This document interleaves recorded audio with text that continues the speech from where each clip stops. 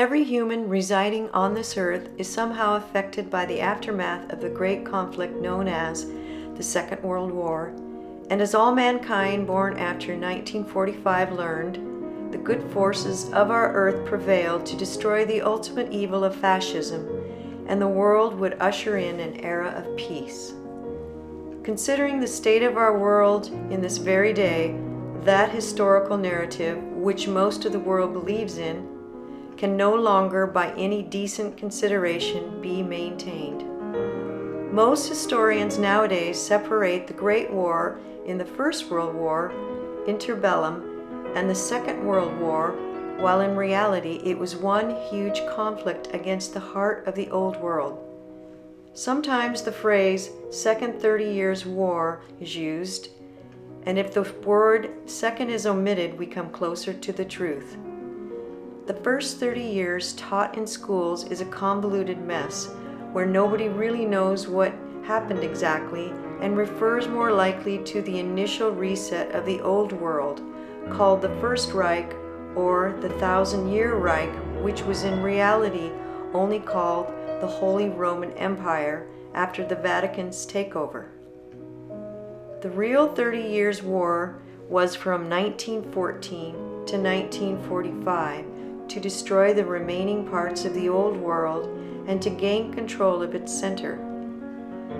Bismarck made a first attempt to restore the Old World within the Second Reich, or the German Empire, and Hitler made a second attempt with the Third Reich, or Nationalist Socialist Germany.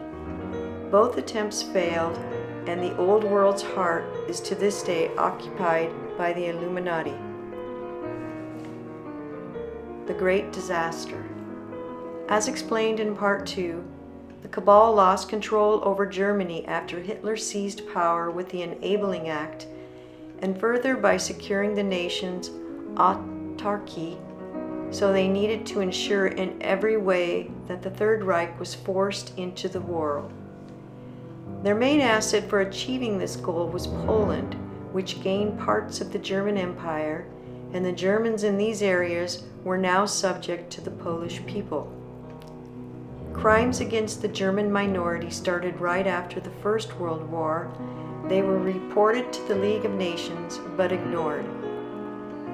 In the interbellum, Poland was an aggressive nation, attacking its neighbors like Hungary, parts of Russia, and they openly declared for the March on Berlin.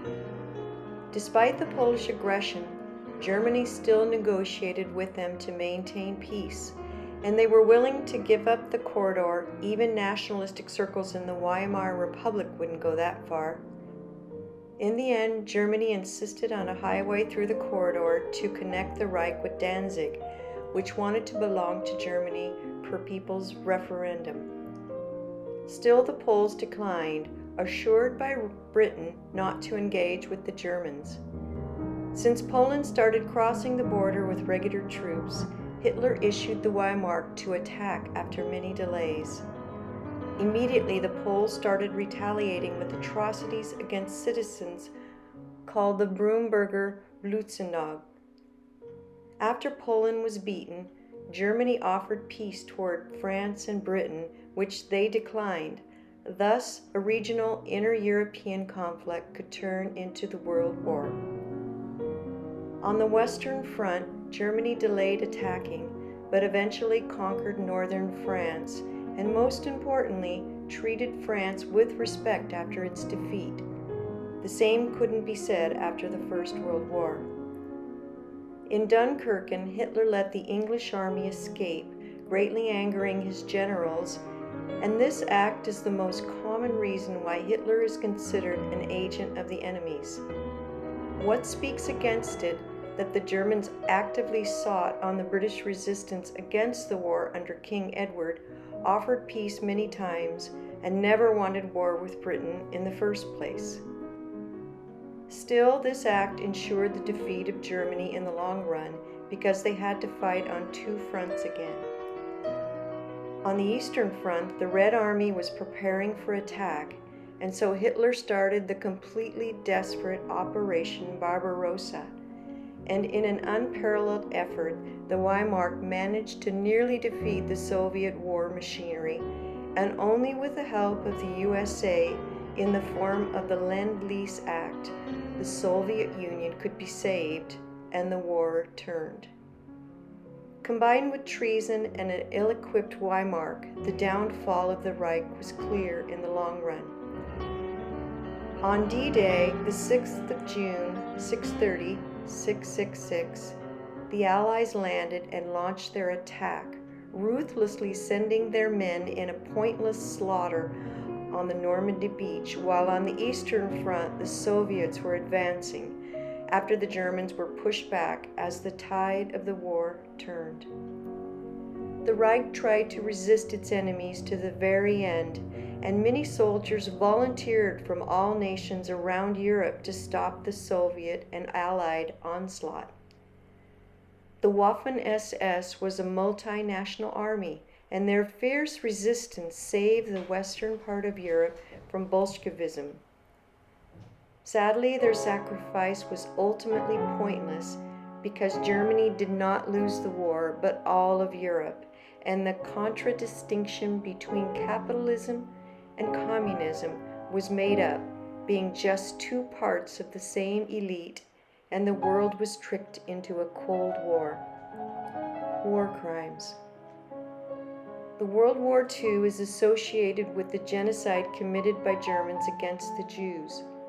According to the official narrative, 6 million were murdered, 2 million in gas chambers, and 4 million shot or starved to death. The gas chamber narrative was greatly disproved by the revisionist effort, being the first ones to actually examine the chambers and delivering hard evidence. According to them, 1 to 3 million died in the camps, which is a bad crime in itself, because even without the chambers, the Germans still committed a genocide against the Jews, as they were put into camps and were treated as enemies regardless of age or gender. So many died because of syphilis, starvation, and executions. Many revisionists like to gloss over this fact, but the most important one, like German Rudolf, made this point very clear. This didn't save him from being incarcerated in Germany, though.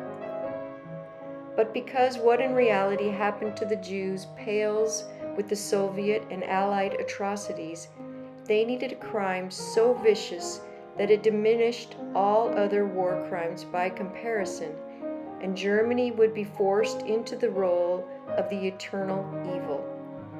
To this day, the Holocaust is viewed as the most important event in history, and it nearly reaches religious, zealous levels, and as time passes, any objective consideration just gets harder.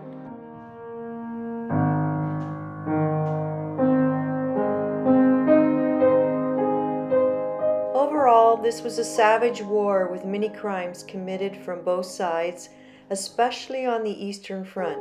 But it can be said with certainty that the Germans were not responsible for the escalation of violence, because the Soviets didn't adhere to the Geneva Conventions and were behind the dirty partisan war that pulled the Wehrmacht into a vicious cycle of retaliations comparable to the days of the Weimar Republic, where the communist brutality conditioned violent reactions of the counterforces. Especially in the beginning of the war, the Wehrmacht was greatly concerned about examining war crimes. They had the Wehrmacht Examination Force, which was responsible for looking into war crimes from both sides, collecting evidence, and taking testimonies. Besides the Soviet brutality, the Allies committed one of the most heinous crimes in human history by destroying much of the architecture of the Old World, not only in Germany, but also northern France. To this day, many German cities never recovered from this and are ugly messes, especially cities like Frankfurt. By doing this, the Allies severed us from our past and traumatized a whole nation. This trauma was never really addressed in the post-war period. The same applies for the suffering of 14 million Germans who were expulsed from their homelands in the East, and Europe was in general a lawless continent, and only in the 50s did things start to cool down. German remnants. Many myths and legends surround the Second World War and its aftermath.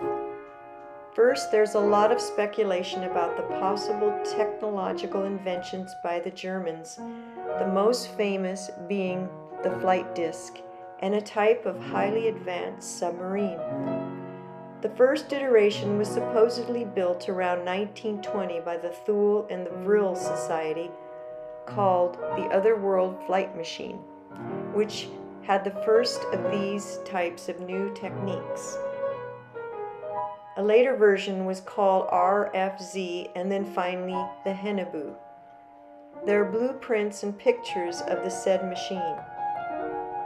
These machines were powered by a type of electromagnetic engine that goes back to Hans Kohler's free energy machine called the Magnetstromapparat.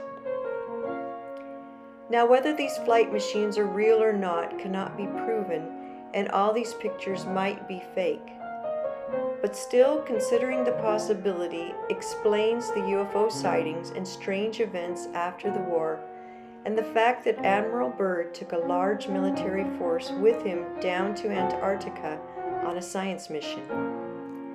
This is where the Germans supposedly built a secret base in Neuschwabenland and fled after the war, and maybe even ventured beyond our realm.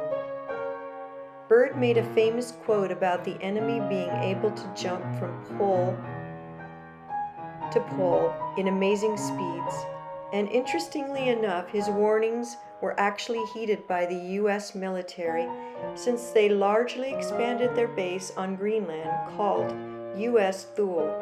The Russians did the same thing on the Kola Peninsula, and according to the official narrative, this was because of the Cold War. But since the conflict was staged, it is much more possible that a third force played a role. Another fact is that the location of many submarines could not be verified after the war, which was presented in military history literature. Then there is the region infamous for UFO sightings and strange events, the Bermuda Triangle. This triangle is well known for mysteriously vanished ships and airplanes, and also for a high concentration of UFO incidents.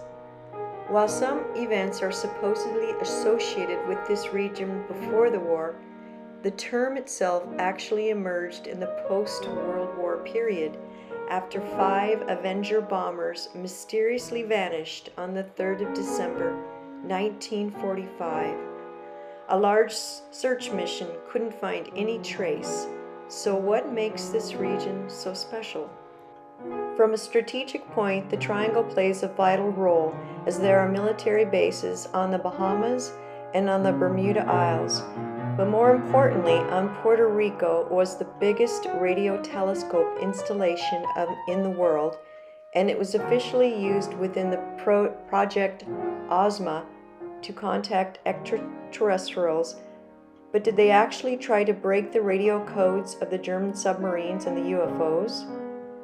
That would explain the high amount of incidents in the area, because the Germans surveyed the area and tried themselves to gain access to the important U.S. networks located in Puerto Rico. This book goes into great detail about the flight machines, and here are some more examples of possible German UFO or submarine incidents. Today, UFO sightings are mainly associated with the Medial narrative of the gray aliens pushed after the incident at Roswell, and it's very possible that this is a distraction from the real people behind the UFOs, and most of these incidents are actually the continuation of the war from the remnant German forces.